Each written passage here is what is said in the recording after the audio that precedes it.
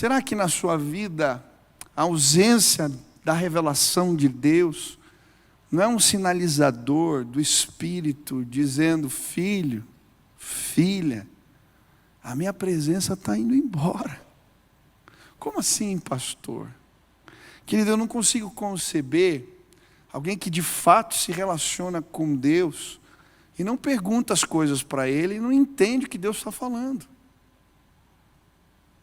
Tem um pastor aqui do ministério que a maneira dele checar a vida espiritual das pessoas que ele dera é: o que Deus falou contigo essa semana? Porque Deus fala. E se você procurar, tem gente que lê a Bíblia como só um estudo, um panorama, tá? Mas você tem a oportunidade de, no seu tempo devocional, perguntar as suas questões para Deus. E se a tua vida estiver em ordem, e você estiver buscando, a revelação do Senhor vai alcançar a tua vida, sim. E se eu perguntar para você o que Deus falou essa semana, ou nas últimas semanas, você vai saber me dizer: ontem Ele falou isso, anteontem Ele falou aquilo, há 3 dias eu perguntei, eu pedi Ele me deu. Deus fala, gente. Deus se revela. Deus é Deus de poder. E tem muita gente perdida porque a revelação de Deus não alcança a tua vida há muito tempo. Ou talvez você não sabe o que é isso, porque um ceticismo e a falta de fé e uma visão legalista fizeram você acreditar que seguir Jesus é seguir uma série de ritos e não se relacionar com Ele. Que Deus é esse que não fala? Jesus ressuscitou dentre os mortos, Ele está vivo, Ele se apresentou para mim um dia. Eu creio que Deus vai levantar uma geração que tem a cara de Jesus, que usa as palavras de Jesus, que anda do jeito que Ele andou, porque o conhece. É assim que funciona. As pessoas não querem ouvir ideologias, estão cansadas. Nunca surgiu tanta ideologia quanto nos nossos dias. E tem gente abraçando o pacote com tudo, e está se perdendo na vida. Sabe o que você precisa, irmão? Não é uma ideologia nova para resolver teu problema. É da revelação do Espírito, que Ele pode dizer o que você realmente precisa. Tem meninas se perdendo. Tem jovens se perdendo. Porque nas faculdades estão abraçando tudo que te entregam, como se fosse um presente. Você não percebeu que você virou massa de manipulação, cara? O cara defende você, mas com interesse. Agora eu quero te apresentar alguém que te defende sem interesse: Jesus Cristo, o Filho de Deus. E Ele não tem medo de te confrontar e dizer verdade para a sua vida. Hoje, nós vivemos um tempo onde a geração que está vivendo, os jovens dos nossos dias, não querem ouvir verdades, não querem ser confrontados. Eles só querem que os aprovem e os aplaudam. Desculpa, Jesus não é assim. Quando eu me ajoelho na beira da cama, Ele fala: você fez errado. Tua vida não está certa, não é desse jeito. A revelação de Deus me alcança para me dizer coisas boas e coisas que eu preciso melhorar. E quando eu escuto a voz de Jesus, a minha vida é transformada pela graça de Deus. Chega! Onde estão os jovens que vão se posicionar nas faculdades e dizerem: não é desse jeito, não é dessa maneira, porque eu conheço Jesus. Ele não é desse jeito que você está falando. Religião pode ser, mas eu conheço aquele que ressuscitou dentre os mortos. Ele falou comigo essa manhã. Cadê os jovens que vão fazer isso? Cadê as pessoas que vão se levantar?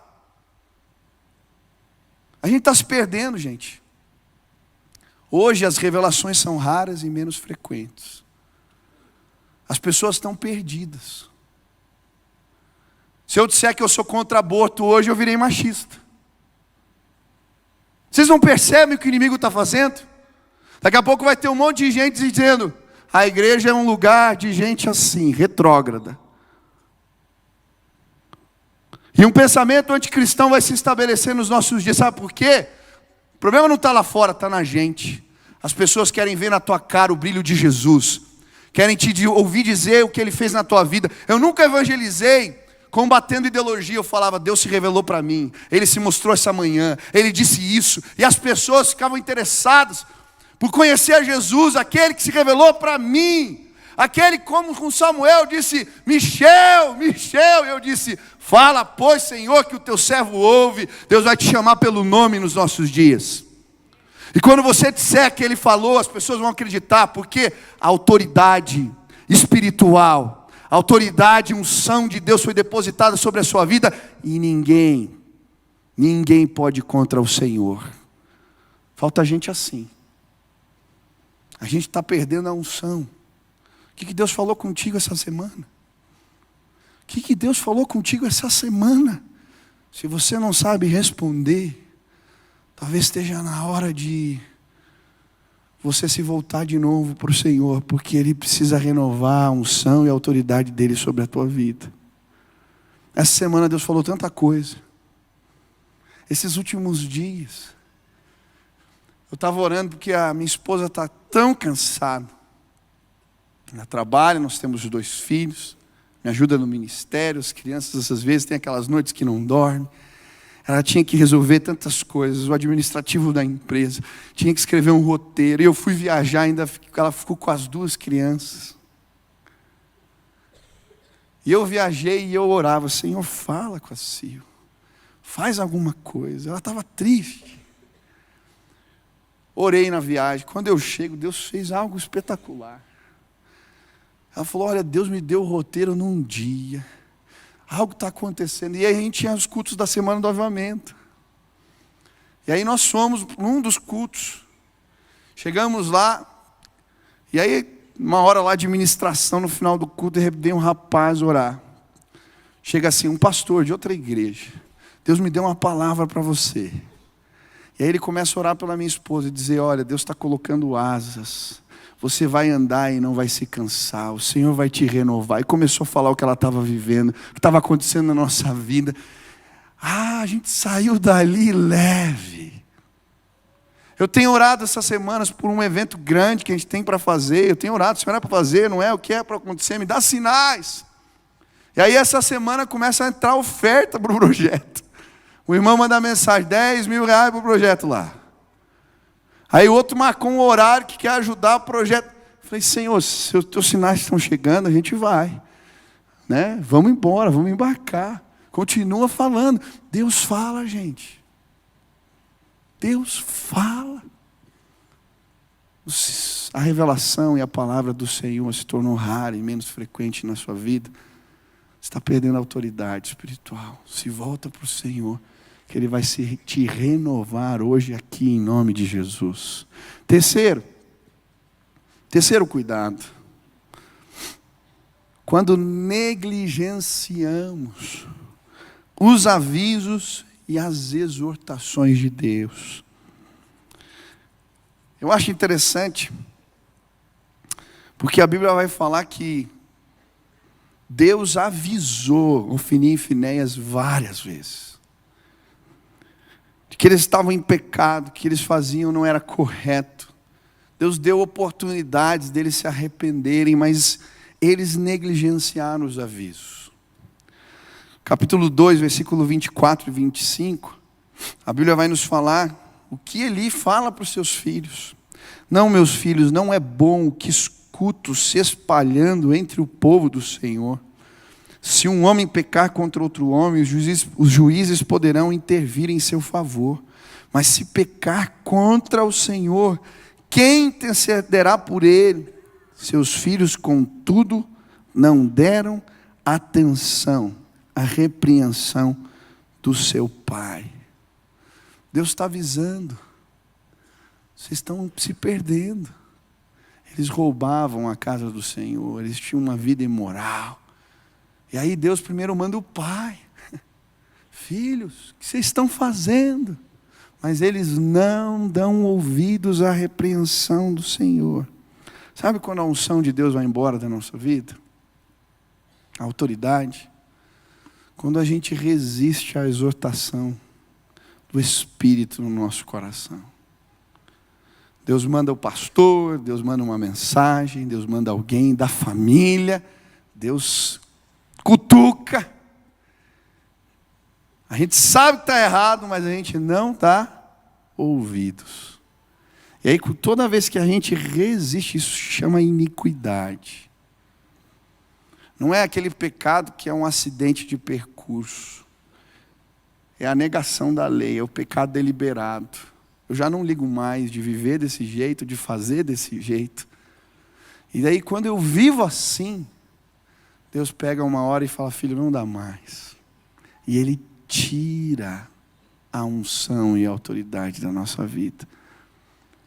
É assim. Eu lembro quando eu era criança, minha mãe colocava a varinha assim, em cima da geladeira, né? A varinha, que era o símbolo da justiça. É.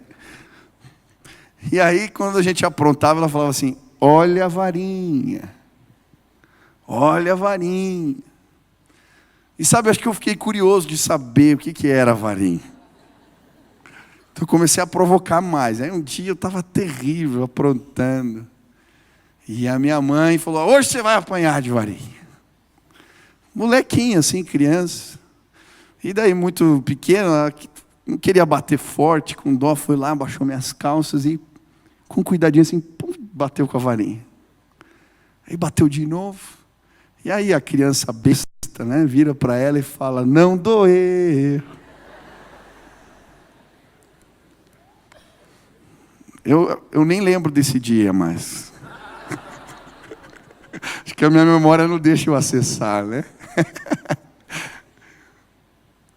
Às vezes a gente faz isso. Tua vida não está indo para frente, cara. Sabe por que as coisas não se resolvem na tua vida, em casa, onde você está? Porque tem pecado na tua vida, cara. E aí Deus está sinalizando, Ele está batendo. Literalmente, Ele está batendo. Começa a vir uma crise na empresa, começa a ter um problema, não sei o quê. Os negócios, Deus está batendo, falando, filho, você não está entendendo.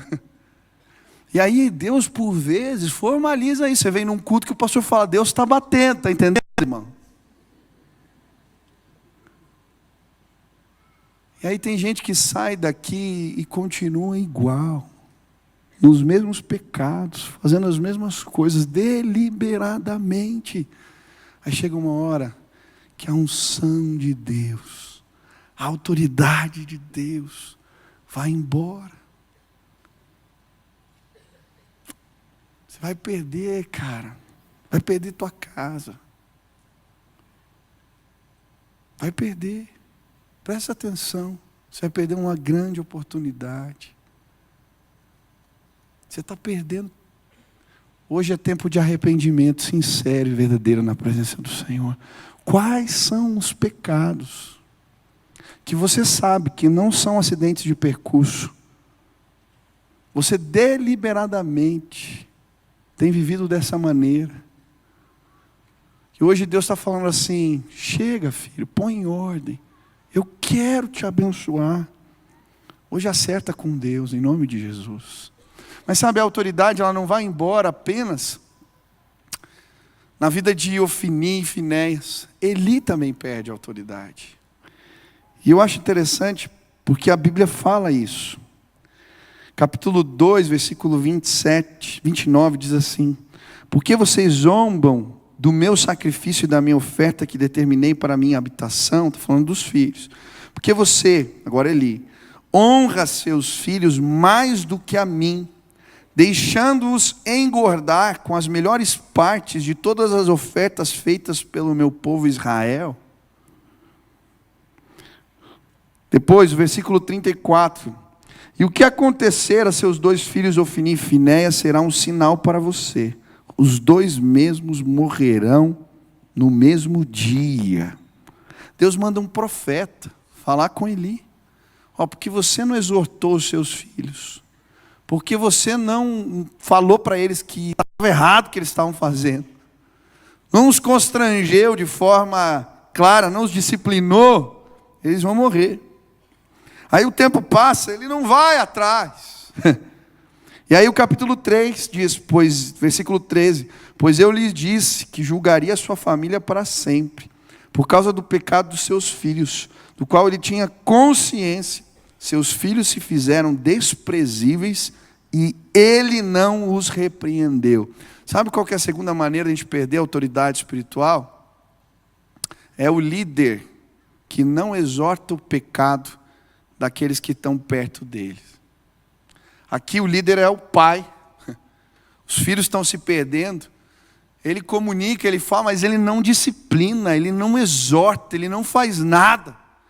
E quem perde a autoridade não são só os filhos. O líder na casa, Eli, a sua descendência. Isso é muito sério. Tem muito pai e mãe perdendo a autoridade dentro de casa, porque não exorta os filhos, não disciplina os filhos. Eu lembro de um amigo meu, ele era filho de uma mãe solteira. E a sua mãe se sentia culpada por ele não ter o pai, por ela ter que trabalhar e não poder estar sempre presente. Então ela não punha limites nesse menino. Ele tinha tudo o que ele queria, literalmente. E quando ele entrou na adolescência, sabe o que aconteceu? Em vez de ele respeitar mais a mãe, por todo o sacrifício, por tudo que ela havia lhe dado, ele desprezava a mãe. Eu cansei de ver aquele menino falando palavrões, era meu amigo, para sua mãe. Teve um dia que ele bateu na sua mãe. Porque quando a gente não põe limites, quando a gente não disciplina, quando a gente não exorta, perdemos a autoridade. Da mesma maneira na igreja. Você é líder de um ministério, você é líder de uma célula, você é um supervisor. E tem pessoas perto de você, que estão em pecado, que estão fazendo errado. Sabe o que a gente faz na igreja, muitas vezes? Em vez de confrontar o irmão, a gente fala para os outros, está tudo errado. Ninguém muda porque você criou uma rede de fofoca, não é de intercessão, meu irmão. Você olha lá no site que o irmão postou, em vez de falar com ele, você liga para 3, 4 antes de falar com ele. Para com isso. Isso é pecado. Agora, se você é um líder sério, você vai chamar essa pessoa para conversar. Você vai tratar a vida dela. Você vai exortar. E se ela deliberadamente continuar com a mesma postura, você vai afastar. A Bíblia ensina assim, querido. O problema é que muitas vezes, com medo ou querendo ajudar as pessoas, a gente coloca elas para liderar. Em pecado. E aí sabe o que acontece? A autoridade espiritual nos é tirada completamente. Deus não abençoa profeta que não tem coragem de falar que pecado é pecado. Tem muita coisa que está acontecendo no nosso país que está uma bagunça, porque nós não temos coragem de falar que pecado é pecado. Quando é que Deus vai levantar aqui os jovens que têm coragem de falar, eu acredito na Bíblia, a Bíblia diz assim, pecado é pecado, pronto, acabou. Pastor, é complicado exortar? É uma das coisas mais difíceis na vida ministerial. Eu acho horrível quando eu tenho que chamar alguém, que eu descobri o que aconteceu, que por algum motivo Deus revelou, e você tem que tratar o pecado. É horrível. Mas faz parte. Quer ministério mais difícil do que o de Jeremias? Deus mandou ele falar do pecado do rei. Ele podia ter se calado, mas ele foi corajoso. Sabe o que aconteceu com ele? Bateram nele, ele foi preso, ele foi parar dentro de uma cisterna, ele quase morreu. Mas eu gosto de Jeremias, cara. Ele tem um livro só de lamentações, mas eu entendo ele profundamente. É difícil ser profeta. Mas Deus quer levantar nessa geração cristãos que são a voz da verdade nos nossos dias. Gente que não sai aí fazendo fofoca, alarde, mas que tem coragem de tratar. E sabe o que vai acontecer? Você está com medo da reação do teu irmão? Se ele for um cristão genuíno, na hora que você o exortar, ele vai receber a exortação. E você vai salvar a vida dele. A Bíblia diz isso. Você vai salvar e ainda vai te agradecer no futuro. Tem tanta gente aqui que eu já tratei em pecado. E hoje, a gente tem um relacionamento maravilhoso que eles agradecem, pastor, obrigado, porque você me ajudou a crescer. Tem aqueles orgulhosos que vão falar mal de você? Vai ter, meu irmão. Seja bem-vindo à vida cristã. Não tem, gente, como ser cristão e não se posicionar. Você está entendendo? Não tem como. Eu não estou falando para você ser um grosso desvairado. Eu estou falando que você tem que ter compromisso com aquilo que você acredita. Tem gente perdendo a autoridade porque tem medo de confronto. Pais, quem é pai e mãe aqui, levanta a mão. Confrontem seus filhos, disciplinem seus filhos pelo amor de Deus. Senão vocês vão perder a autoridade na sua casa. Quantos aqui são líderes, supervisores de célula, líderes de ministério? Levantem as mãos. Exortem, disciplinem, conversem em amor, mas façam isso. Vocês vão abençoar a vida de pessoas assim. Absalão morreu porque o pai não teve coragem de o confrontar. Ele tinha matado o irmão, está certo. Foi por causa que o irmão estuprou a sua irmã. Olha que confusão. Mas Absalão morreu porque Davi tinha que ter chacoalhado o menino, tinha que ter o disciplinado. Ele estava esperando isso. Aos olhos de Absalão, isso foi descaso do pai. Última lição. Nós perdemos a unção e a autoridade espiritual quando o temor de Deus e das coisas de Deus vai embora no nosso meio. O que me chama a atenção na vida de Finéias e Ofni é que eles não apenas viviam em pecado deliberadamente, mas eles perderam completamente o temor de Deus. Por quê? Eles faziam relações sexuais com as mulheres na porta do templo, do tabernáculo, da casa do Senhor. Eles roubavam as ofertas que as pessoas traziam. Eles perderam o senso, por isso o pai vai dizer: o que vocês estão fazendo? Vocês estão pecando contra o Senhor, vocês perderam o temor do Senhor. A Bíblia diz que o temor do Senhor é o princípio da... Quando a gente perde o temor de Deus e das coisas de Deus, a gente se perde. E hoje eu vim dizer para você, tem muita gente perdendo o temor do Senhor. Eu ouço muita gente dizer que não existe mais sagrado. Eu fui numa palestra esses dias de um pastor dizendo: não tem mais sagrado. Ele estava com o intuito bom de dizer que o secular não existe, que a gente tem que falar de Jesus e tudo mais, mas, queridos, existe sagrado sim, pelo amor de Deus. Eu entendo que talvez a geração passada lutou muito para desmistificar algumas coisas, mas se a gente não tomar cuidado, a gente perde completamente o respeito pelas coisas de Deus. Daí eu venho na igreja e não tenho mais respeito pela casa do Senhor. Eu começo a entender o culto e alguns mandamentos e eu perco o respeito por eles. O zelo. Deixa eu dizer, você foi consagrado. A tua vida foi separada. Esse é o sentido de sagrado. Bíblia Sagrada, é um livro sagrado. Eu achei interessante, né? Esses dias uma jovem colocou a Bíblia no chão, a mãe dela era de outro costume religioso, falou: que absurdo. É um detalhe, mas é muito fácil a gente perder o senso de sagrado. E eu quero dizer para você que por causa disso tem gente desrespeitando. Eu lembro de ir em acampamento e a gente ia encontrar jovens tendo relações dentro do carro. Para que vai? Vai para o motel, cara. Ninguém te obrigou aí nesse lugar. Agora, quando você entrar na casa do Senhor, quando você vier à igreja, venha com respeito. Tem caras que ficam esperando só para vir no final do culto levar o pessoal para fazer besteira.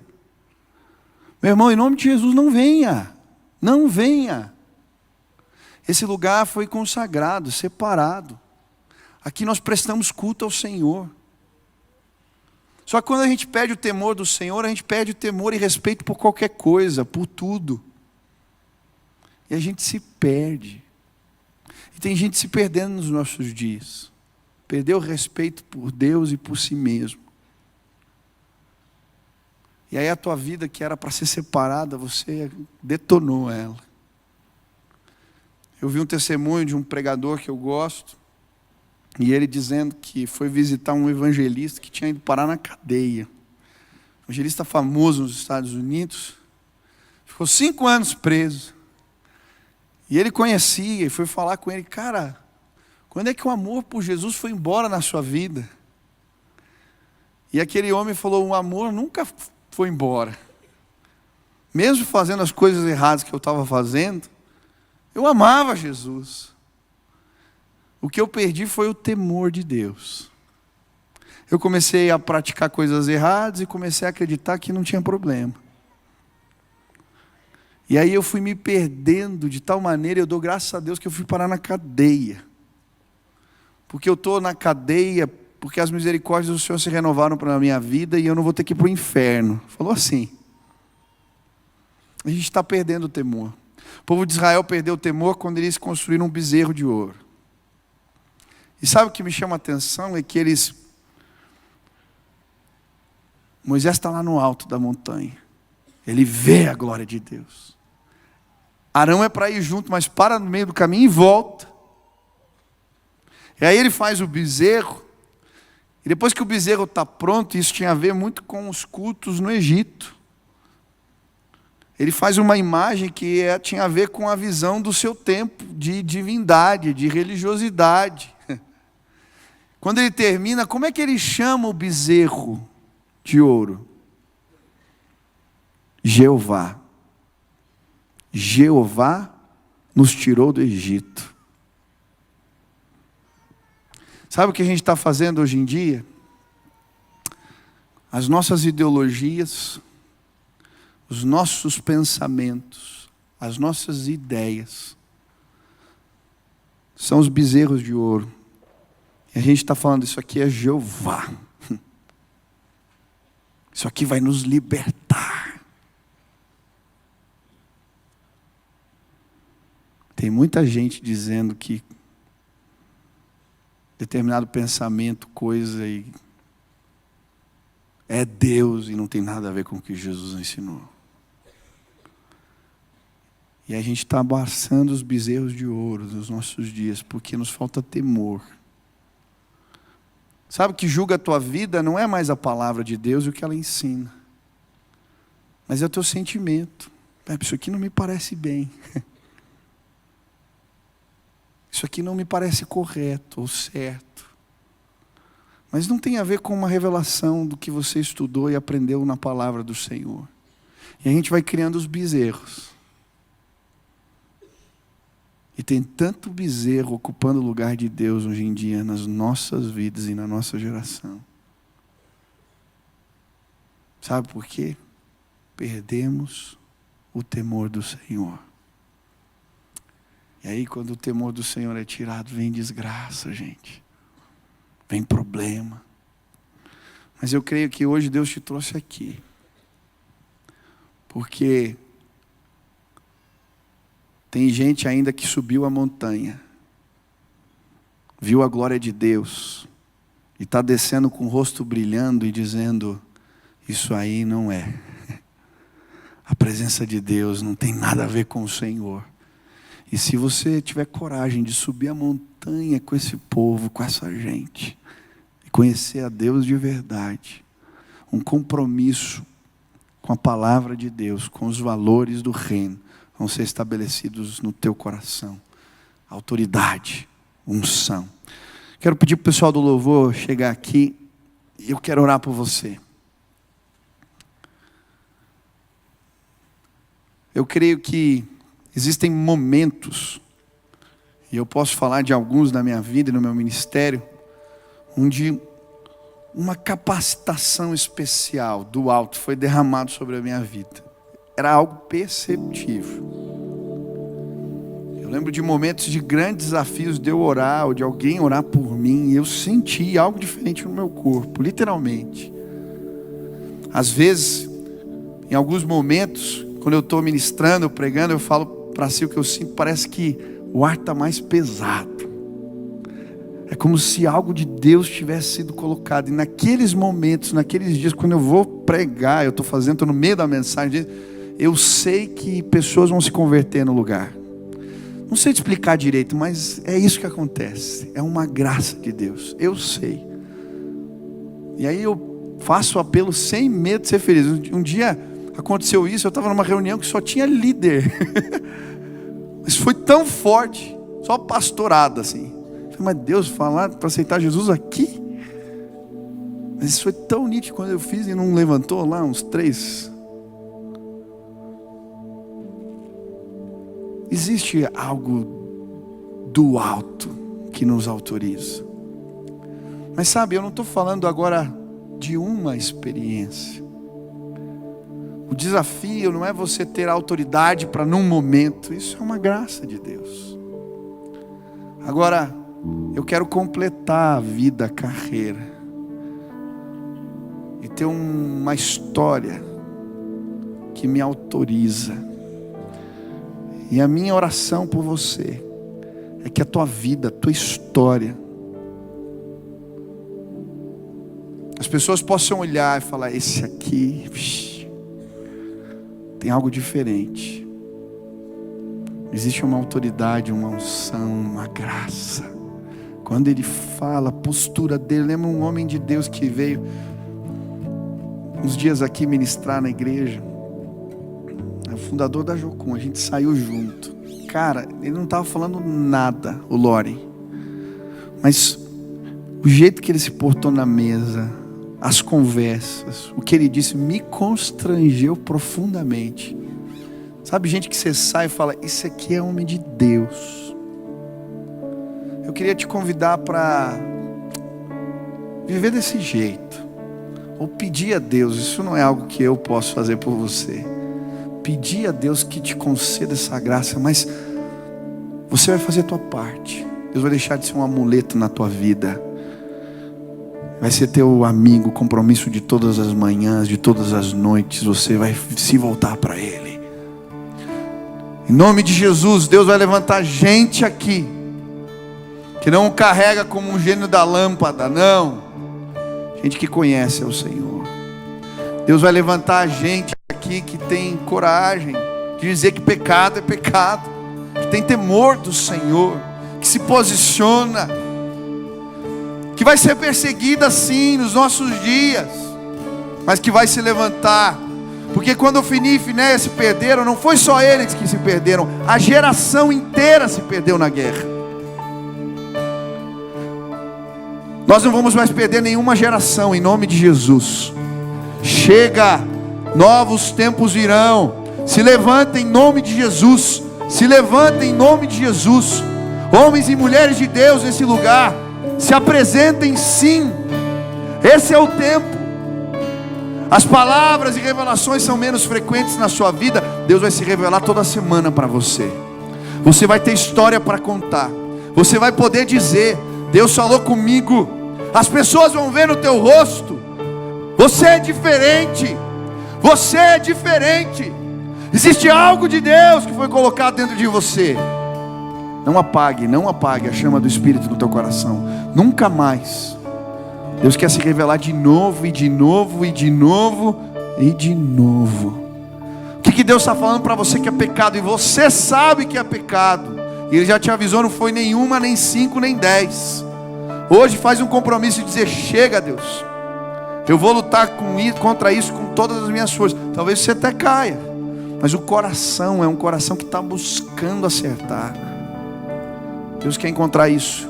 E se Ele encontrar isso nesse lugar, as nossas casas serão abençoadas, os nossos trabalhos, os nossos ministérios, esse país vai ser abençoado, porque a gente precisa de gente que diga a verdade. Tem um monte de gente caindo precipício abaixo, a gente está vendo e tem medo.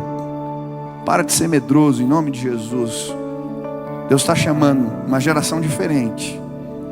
Essa geração não vai passar perdida, não. A gente vai se levantar, e com força e autoridade do Espírito.